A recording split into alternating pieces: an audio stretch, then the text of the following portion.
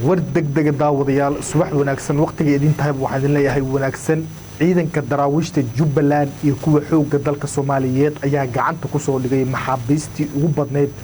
ee kooxda qawaarida al-shabaab kuwaas oo u badan da'yar ee qardin argixisada al-shabaab nala daawada mid kamid ah maxaabiista oo gacanta lagu soo dhigay waana inaan aad u da'yar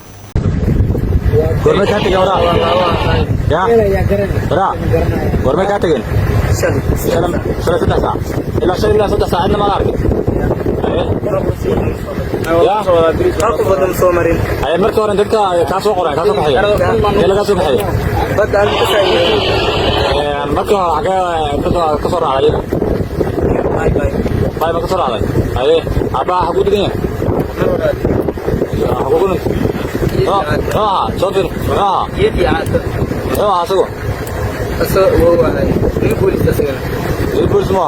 ايه marka aba ayago miyaa jira marka abaha saad aragteenba dhagar qabanay wuxuu ka tirsan yahay kooxda qawaarida ah al-shabaab waa cunug yar oo ay qaldeen nabadiidka waxaana gacanta ku soo dhigay ciidanka xoogga dalka Soomaaliyeed iyo kuwa daraawiishta Jubbaland wiilkan yar ayaa waxa uu ka mid yahay maxaabiistii lagu qabtay dagaalkii gudaa aynu ka carreen kooxda argagixisada ee al-shabaab saad arkaysaanba isha ayuu ka dhaawacan yahay xabadna ayaa kaga dhacday isha waxaana gacanta ku soo dhigay asoo dhaawaca ciidanka xoogga dalka Soomaaliyeed waxa ayna keeneen meel ka baxsan gudaa halkaas oo ay ku daryeelayaan ciidanka waa inaan aad u daayar oo ay qaldeen kooxda argagixisada ee al-shabaab hadalkiisa saad ka dheehanaysaan waa la soo qalday waxaana soo dagaalamay gacanta ku soo dhigay ciidanka xoogga dalka Soomaaliyeed maxaabiistan aad ay u tiribadii yihiin qayb ayaan idinku soo bandhigi doonaa hadduu ilaahay insha Allah waxaana lagu soo qabtay inankana u jeedin dagaalkii guud ka dhacay qaasatan dhulka hawdka ah ayaa laga soo qabtay isagoo dhaawaca ciidanka daraawiishta Jubbaland iyo kuwa xoogga dalka Soomaaliyeed ayaa khasaaro ba'an gaarsiiyay labadii maalin la soo dhaafay kooxda qawaarida ah al-shabaab kuwaas isku dayay inay soo weeraraan deegaanka gudaha ilaa haatan oo idin la hadlayo waxaa duurka deegaanadaasi daadsan meedadka iyo dhaawacyada kooxda qawaarida ah al-shabaab 24 dhaawac ah oo dhulka hawdka ah ku dhuumaaleysanayay ay ciidanku gacanta saaka alisaydi ku soo dhigeen waxaana dhaawacyada qaarkood u badiyeen kuwa halisa iyo kuwa fudud waxaana gacanta ku soo dhigay ciidanka xoogga dalka ee ku Jubbaland dagaaladii ka dhacay gudaa ilaa 250 ayaa looga dilay kooxda qawaarida ah al-shabaab halka tiro intaas la egna looga dhaawacay waxayna ciidanka xoogga dalka Soomaaliyeed ayaga oo hayo xogta kooxdani ay isku dayeen inay soo weeraraan deegaanka gudaha balse waxa loo dhigay 10 lama ilaawana wali waxa la soo qabanayaa maxaabiista dhaawaca ah iyo kuwa firxadka ah oo ay ka carreen kooxda qawaarida ah al-shabaab dadka degan dhulka miyiga ah ee u dhow deegaanada gudaha ayaa waxay sheegayaan inay indhahoodu ku arkeen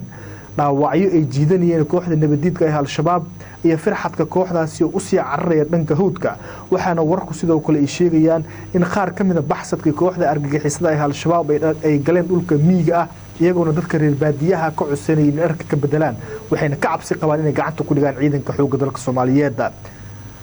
runtii waxaa lagu dhigay cashir aad u weyn ayaa loo dhigay kooxda qawaarida ah al-shabaab dadka reer miyiga ayaa waxay sheegeen in iyagoo raxan u socda kooxda qawaarida ah al-shabaab kuna soo jabay dagaalkii gudaa lagu arkayay deegaano hoostaga deegaanka gudaa waxayna dadka reer miyiga ah ka codsanayeen inay biyo siiyaan dharkana ay ka bedelaan iyagoo ka cabsi qaba in ay gacanta ku dhigaan ciidanka xoogga dalka Soomaaliyeed dagaalkii gudaa waxa uu ahaa dagaal si weyn cashir loogu dhigay kooxda qawaarida ah al-shabaab waxayna ciidanka xoogga dalka Soomaaliyeed ay libin sare ay ka gaareen dagaalkii nabadiidka ay la galeen sidoo kale ciidanka xoogga dalka ayaa waxay gacanta ku soo dhigeen gawaari dagaal oo dhax uga halaabay kooxda argagixisada ah al-shabaab ayna ka carreen gawaaridaasi waxaa ka mid ah qoriga nooca loo yaqaan zuuga gaari ay ku rakibeen waxayna ciidanku ku guuleysteen in qorigaasi gacanta ay ku soo dhigaan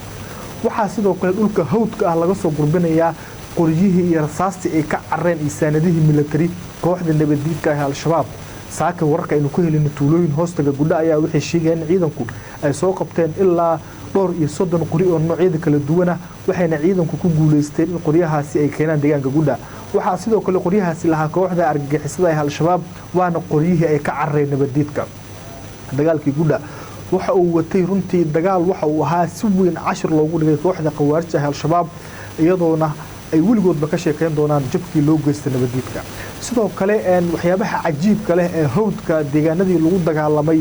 lagu arkay waxaa ka mid ah tuutayaal ay iska siibeen kooxda khawaarijta al-shabaab iyagoo ka cararaya in la beegsado ama la qabto waxaana u duurka daadsanaa tuutayaal kala duwan oo ay wateen kooxda khawaarijta al-shabaab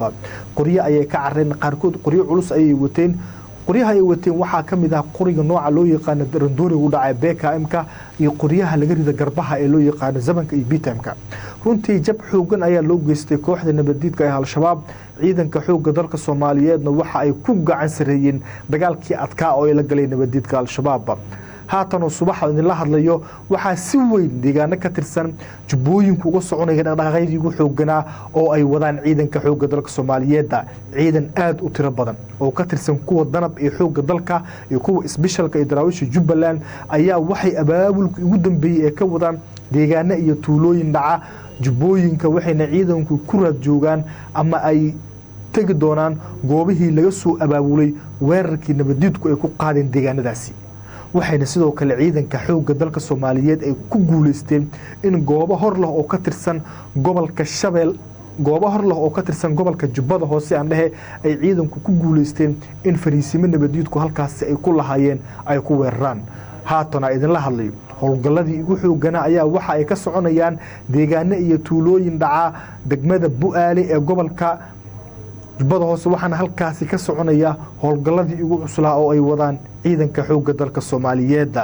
qasaarihii ka dhashay dagaalkii gudha oo gaari nabadiidka al-shabaab waa qasaare aad u xoogan haatan oo idin la hadlayo wararka iska soo daba dhacay waxay sheegayaan in dhaawacyadii ugu badnaa laga soo gurayo dhanka hawdka iyo meedad ay ka carreen kooxda khawaarijta al-shabaab waxyaabaha cajiibka leh dagaalkii gudha lagu arkay waxaa ka mid ah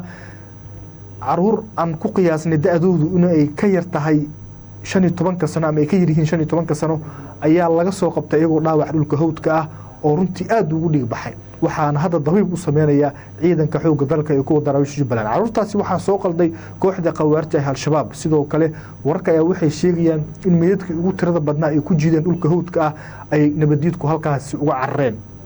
haatan adin la hadlayo waxaa si dardar leh uga soconaya deegaano ka tirsan jubbooyinka howlgallada culus oo ay wadaan ciidanka xoogga dalka Soomaaliyeed wararka aynu ka helayno deegaano ka tirsan jubbooyinka ayaa sidoo kale waxay sheegayaan ciidanku haatan ay dhowr jiha oo ka tirsan deegaanadaasi ay ka wadaan howlgalladii ugu cuslaa oo lagula dagaalamayo kooxaha argagixisada ee al-shabaab wixii ku soo kordha howlgallada xooggan ee ka soconaya deegaano ka tirsan jubbooyinka barteena ayaad kala socon doontaan Galcad TV markana hadaynu aadno gobolka Shabeellaha Dhexe ciidanka xoogga dalka Soomaaliyeed ayaa howlgalladii ugu cuslaa waxa ay ka wadaan deegaanka Jabadgudani oo ay maalmahan ciidanku ka wadeen dhaqaaqadii ugu xoogganaa oo lagula dagaalamayo kooxaha nabadiidka ee al-shabaab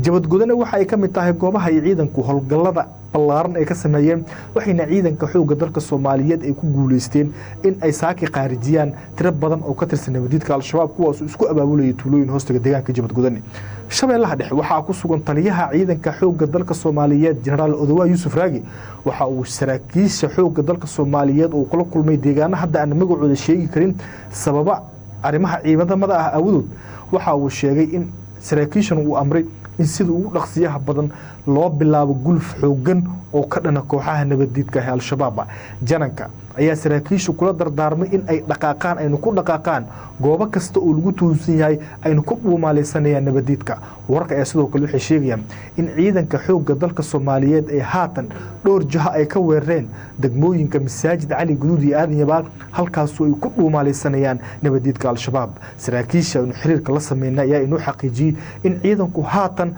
ay dhowr goobood ay kaga socdaan tuulooyin deegaano hoostaga gobolka Shabeellaha Dhexe waxayna ciidanku daba joogaan firxadka koox ka tirsan maleeshiyaadka argagixisada ee al-shabaab guud ahaan gobolka Shabeellaha Dhexe waxaa si xawli ah uga soconaya howlgallada culus oo ay wadaan ciidanka xoogga dalka ciidankana howlgalladii ugu dambeeyay waxa ay ka gaareen guulo aad u waaweyn Shabeellaha Hoose ayaa ka mid ah goobaha sida weyn ay ciidanka xoogga dalka Soomaaliyeed uga wadaan howlgallada culus oo lagu bartilmaameysanayo maleeshiyaadka nabadiidka ee al-shabaab ciidan aad u tiro badan oo ka tirsan kuwa xoogga dalka Soomaaliyeed qaasatan kumaandooska gorgor ayaa waxa ay howlgallo ballaaran ay ka wadaan deegaano dhaca dhulka xeebta waxayna ciidanku sidoo kale ay gudaha u galeen tuulooyin hoostaga degmada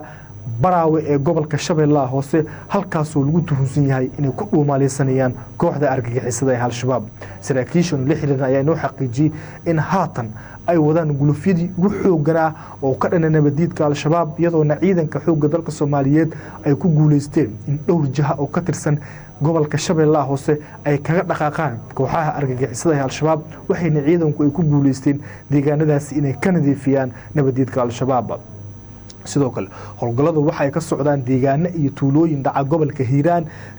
muqliga cali wasaay iyo deegaano kula dhow ayay ciidamadu howlgallo ay ka wadaan mabaax ayaa ka mid a goobaha sida weyn ee ciidamadu howlgallada uga wadaan waxayna ciidanku dhowr jiha ay ka weerareen tuulooyin iyo deegaano ay ka arrimin jireen kooxda argagixisada ee al-shabaab daawadayaal wixii ku soo kordha howlgallada culus oo ay wadaan ciidanka xoogga dalka soomaaliyeed bartan janalka galcad ayaad ka daawan doontaan fadlan hadduu muuqaalka kusoo gaaro meler inoo gaarsiiya janalkana sabskribe noo dheh saad ula socoto wararkii ugu dambeeyey howlgallada ciidamadu ay wadaan iyo arrimaha siyaasadda dalkaba